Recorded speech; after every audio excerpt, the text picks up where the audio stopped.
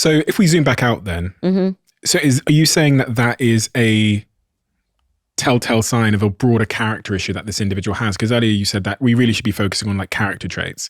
Is that a red flag of some kind of other character trait?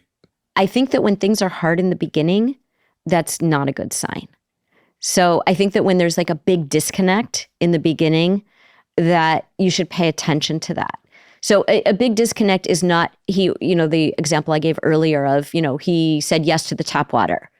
That's different from he didn't pay for my coffee. That's different. The tap water might be, oh, I don't know. Is he cheap? I don't know. Let's see. Let me get to know him better. This is about generosity. They're different things. And so, I feel like relationships, I always say to people when they overlook things in the beginning, I think there are two camps on this. There's the people who think everything is a red flag. That's not, like the tap water, not a red flag.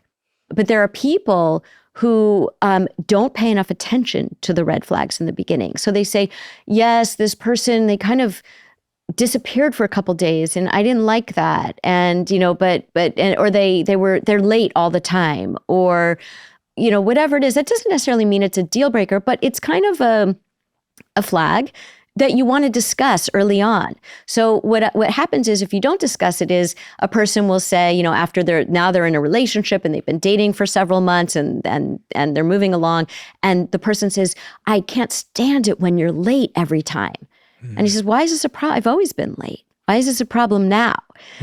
Right? So if you bring it up early before the cement dries.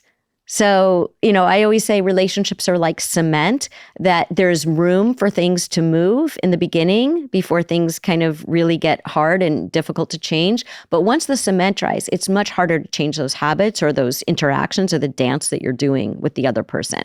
So if you don't like something in the beginning, you might want to bring it up to see how much wiggle room is there here. Can this person be more aware of being on time? Because I don't like sitting there for half an hour every time we make plans.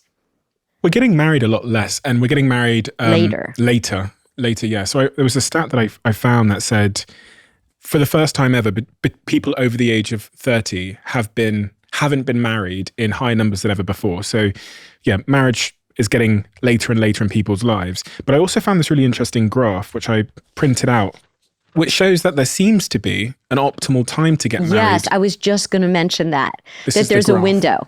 So I'll put it up on the screen for anyone that's looking, and I'll put it in the description below. But it essentially shows that if you get married after 30, you're more likely to get divorced than if you got married between 25 and 30.